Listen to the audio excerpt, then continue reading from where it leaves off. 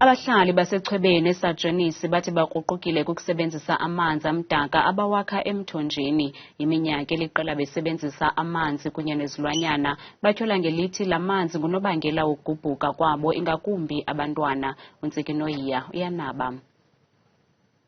Aba bahlali batyhola ngelithi agqibela ngonoquku amanzi ukuphuma kompompi ngoku bahamba besisiqhu kuba benqumla ehlathini ukuya kukha amanzi agxoja-gxojwe zizilwanyana.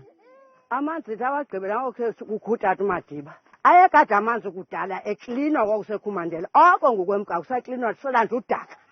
Kanti ayaphela la manzi omthombo ingakumbi ebusika.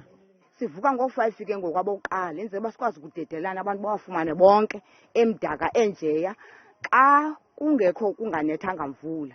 Njengoba kusebusika kuzoba sebusika sinekhala ngoba sizovuka ngo-12.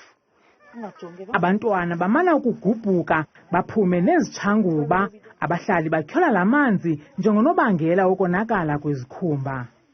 Abantwana bebonakala benezilonda benerashi. Nathi sinje sinerashi sinje sihlamba ngalamanzi. Abantwana bayagabha bayahambisa ngalamanzi. Ngomlomo kasihlalo weqonga lophuhliso kule lali ichwebeni Community Development Forum unosalathiso Phetshana, izihlangu zigugile kuquqa bebuyelela kwiofisi zikarhulumente.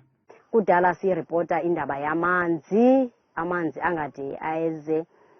Kodwa kulo nyaka uphelileyo esiye sanayo imithingi ebesinayo nabantu bakwamasipala babekhona nababesuka eOR Tambo eMthatha. Sayithetha indaba yamanzi nabo abayazi kwafumaniseka uba kudala ifikela kubo ezindleleni lento bayayazi into yobana amanzi echwebeni awekho. Iminyaka engaphaya kwesibhozo abampompi bengaphumi nethontsi, nto leyo abahlali basechwebeni neziphaluka besithi kukunyashwa kwamalungelo abo kuxhamla amanzi acocekileyo nogutyulo lwelindle njengoko babethenjisiwe. Kungoku nje bathi urhulumente makangenelele. Nangona ndingenokwazi uwathethela onke amasebe karhulumente, kodwa ndiyakuqinisekisa nje into yoba onke amasebe karhulumente njengoko kwakuhlelwe intlanganiso phaa kuqwalasela la meko yapha, onke aza nee-intervention plans for ukuze kujike la meko yapha. Kwiindaba zethu kuChannel 163 ngokuphathelwa yiNewsroom Africa, ndinguntsiki Noyiya echwebeni eSajonisi.